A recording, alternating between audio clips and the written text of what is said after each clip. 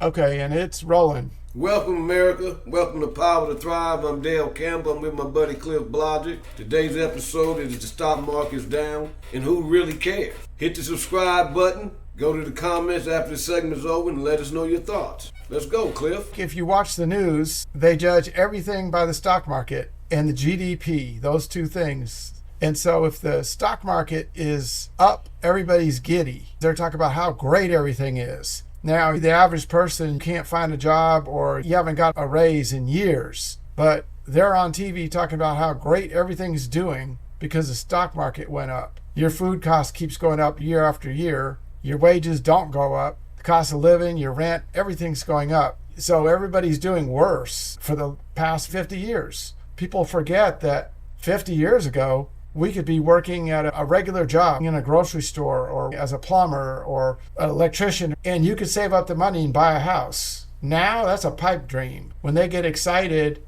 because the stock market went up, it doesn't do anything for me. Does it do anything for you, Dale? Absolutely nothing. Nothing at all. And then, like right now, the stock market is down, and they're all concerned like it's the end of the world. I can't see where it makes any difference to me. This is like warship of the stock market and warship of the GDP. Let me ask you something, Cliff. So where are we exactly when it comes to the minimum wage? Nowhere. Minimum wage 50 years ago bought you more food, more housing, bought you more of everything than minimum wage does today. We're in worse shape. Minimum wage may have went up a few times, but the cost of everything else went up faster. So if way back when minimum wage was here and the cost of everything was here, and then everything keeps going up, but minimum wage is going up slower, suddenly you got the cost of everything else up here and minimum wage is down here because everything went up, but it didn't go up proportionally. So we're worse than we used to be. That's where we're at.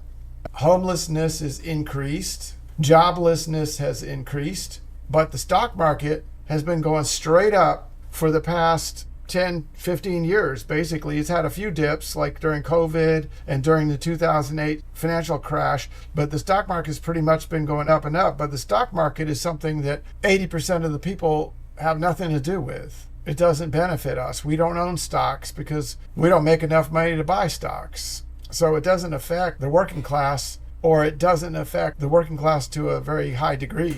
So the stock market is basically for people that have money. Basically, pretty much 20% of the upper middle class own a decent amount of stocks.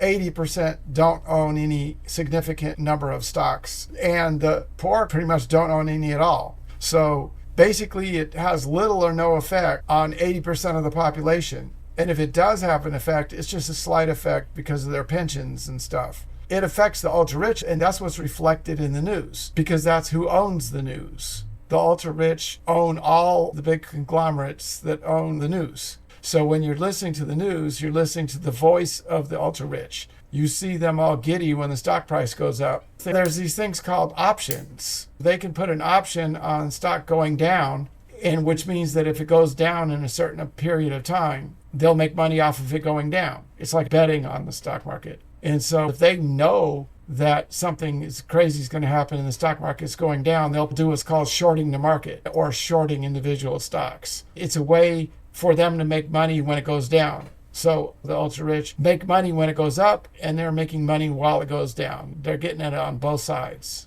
Everybody else pretty much gets screwed when it goes down. So when this stock market goes down, why do people panic about their 401k? Because most of the people that have a 401k have what's called unsophisticated holdings. They don't have these mechanisms where they're shorting certain stocks and they've got options and all that stuff. And they call the people unsophisticated traders.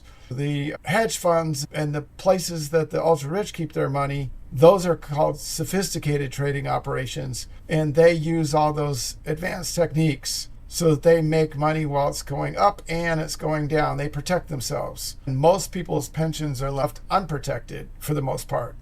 So the ultra-rich, what they'll do is something called a pump and dump scheme, where they either know certain things that are about to transpire in the markets and then they take advantage of it, or they actually cause things to take place that cause the market to drastically drop for a while. They'll have insider trading information is what it's called, where they know this stuff in advance. So in other words, it's rigged. So they cheat. Exactly. And they used to be serious about pursuing that. But now, as time goes on, they get less and less serious about pursuing that. And now the FTC, Federal Trade Commission, and these other organizations that are supposed to be protecting the average person, they're not really functioning at the level that they should be or that they used to. So the average person is not getting protected like they should be. The ultra-rich get away with these pump and dump schemes. So it's a transfer of wealth from the average person to the ultra-rich.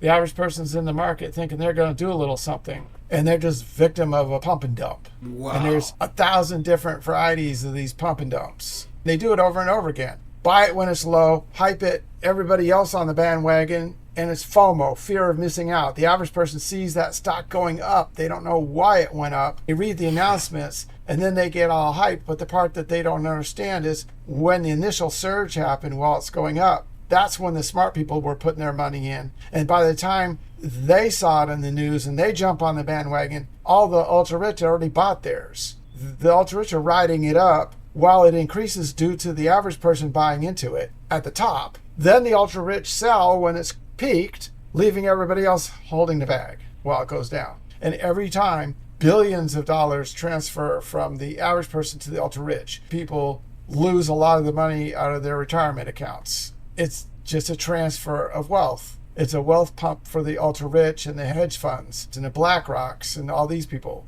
And it's a money suck for everybody else. Pump and dump. There's a sucker born every minute. Yep. Every time somebody gets their wealth sucked away, there's a new sucker to replace them.